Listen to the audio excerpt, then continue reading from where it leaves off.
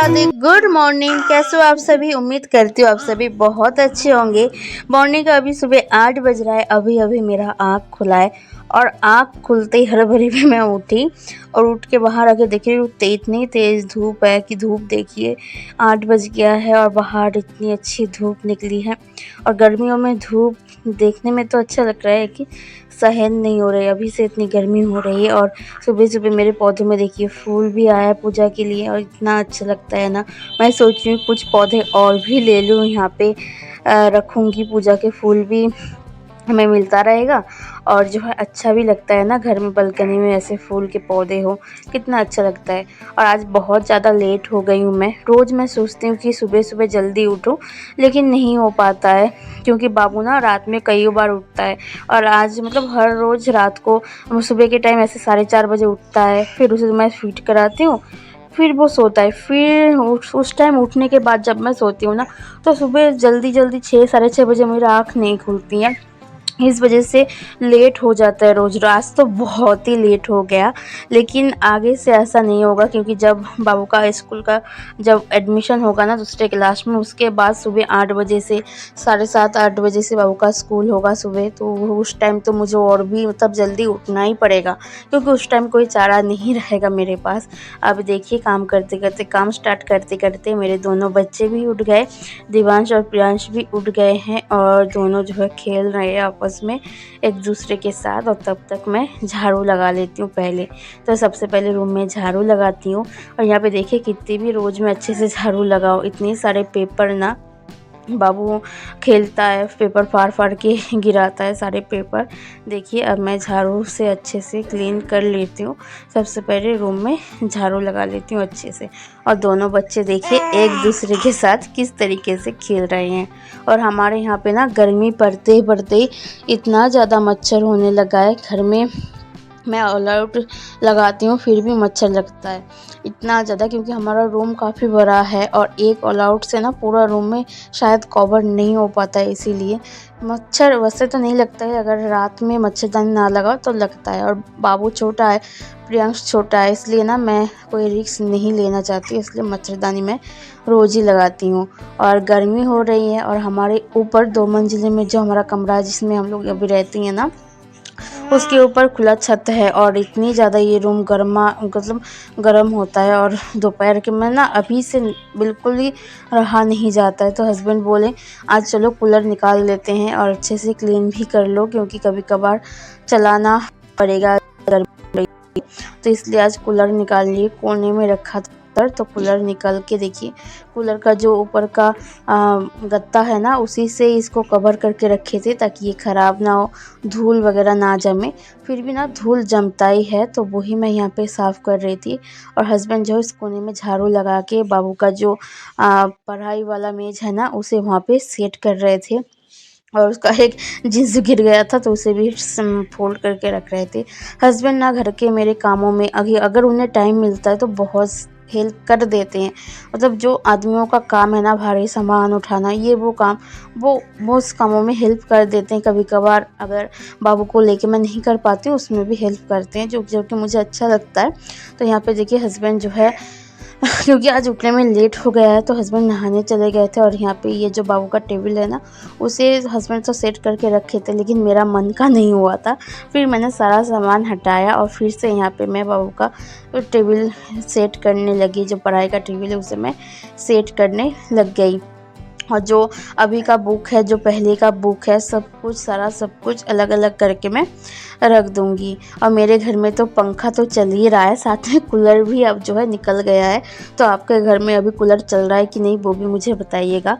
हमारे घर में तो एसी नहीं है और हमारे जो है ना एसी पसंद है, लेकिन हमारे लिए एसी बिल्कुल भी अच्छा नहीं है, बिल्कुल ठीक नहीं है। क्योंकि एसी, अगर आप एसी में आपको आदत हो जाएगी ना, तो आप बाहर कभी भी कहीं भी निकलोगी ना तो आपको दिक्कत होगी। इसलिए एसी मुझे ख़ास उस तरीके से पसंद नहीं है। तो इसलिए कभी भी मैं रूम में एसी लगाऊंगी भी, फिर भी अभी नहीं। जब मैं बहुत ज़्यादा मेरा उम्र हो जाएगी, फिर मुझे कोई काम काज नहीं करना पड़ेगा, बस एसी में बैठी रहूँगी, उस टाइम सोचूंगी, लेकिन अभी के लिए नहीं।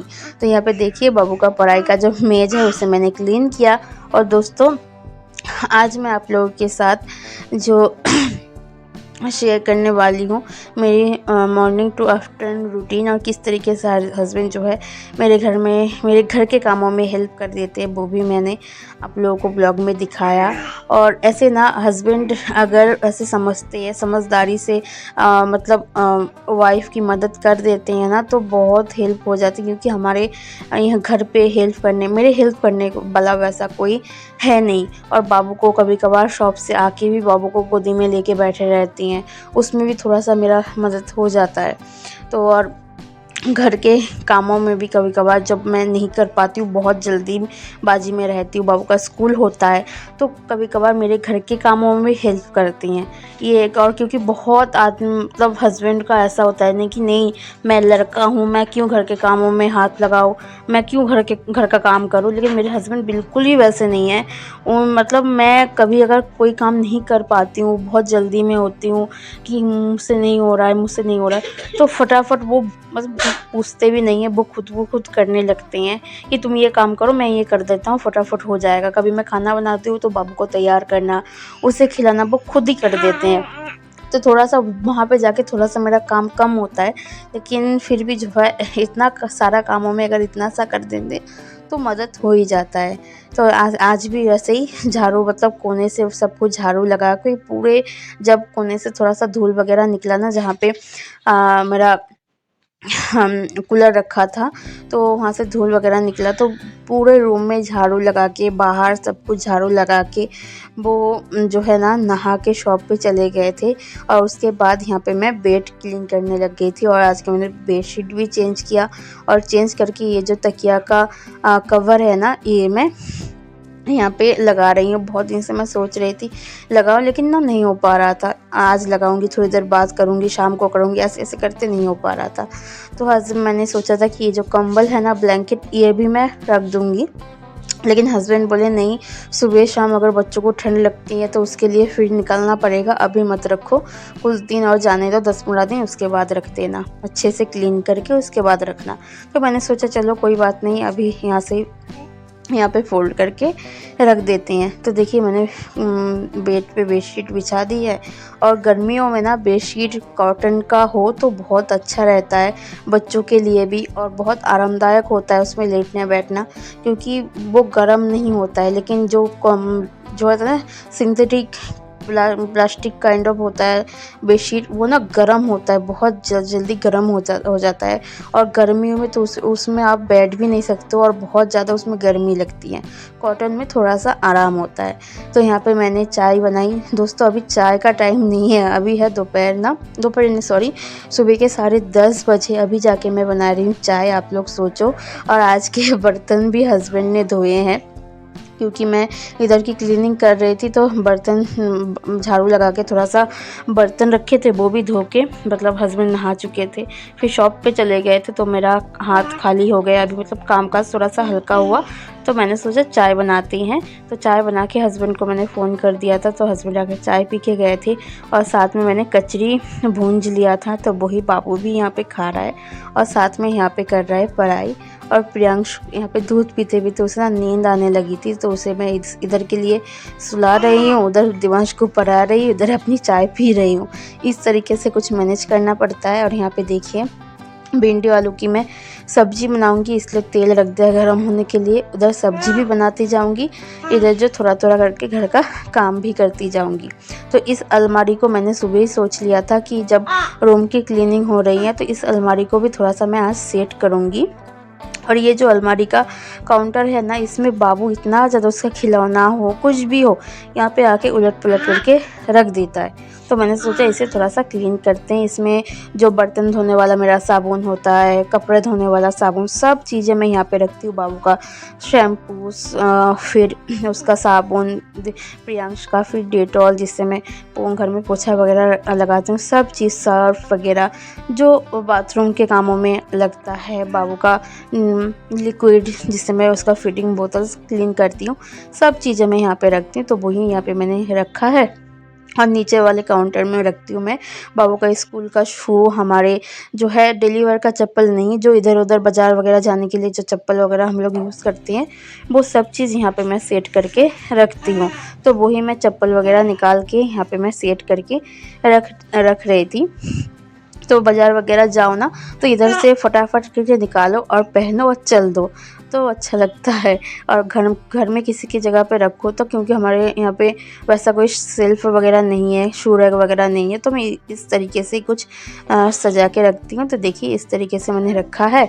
अब घर में लगाना है पोछा, उससे पहले जो है मैं कूलर को क्लीन करूँगी। बाबू बीच में एक बार सो गया था, फिर उठ गया है, अभी खेल रहा है, तो मैं कूलर को क्लीन कर लेती हूँ। सुबह तो एक बार मतलब सूखा कपड़े से पोंछा था।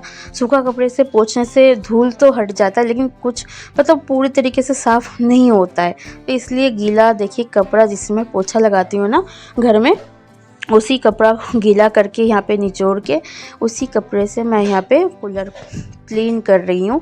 ये जो पोछा है ना जिसे मैं रूम क्लीन करती हूँ, ये पूरा क्लीन होता है, इसमें कोई गंदगी नहीं होता है, क्योंकि मैं पोछा लगाने के बाद इसे अच्छे से पानी से साफ़ करके धूप में रखती हूँ। सुखाने के बाद फिर मैं पोछा लगाने के बाद दोबारा यूज़ करती हूँ, तो इसलिए इसमें कोई गंदगी नहीं है। और मैं डेटॉल से पोछा लगाती हूँ तो ये हर टाइम ना क्लीन ही रहता है। तो उसी से यहाँ पे मैं वॉशिंग मशीन सॉरी कूलर को क्लीन किया। फिर मैं नहाई, पूजा करके अब मैंने यहाँ पे देखिए भिंडी की सब्ज़ी बना के मैंने गैस को ऑफ़ करके नहा के पूजा करके फिर मैंने एक करी बनाई। और यहाँ पे मैंने नहाया, बाबू को नहला के अभी देखिए बाबू को मैं सुला रही हूँ। उसके बाद हम लोग करेंगे लंच जब हस्बैंड आएंगे। तो चलिए आज का ये ब्लॉग मैं यहाँ पे एंड करती हूँ, फिर मिलेंगे नए किसी ब्लॉग के साथ। तब तक टाटा बाय बाय।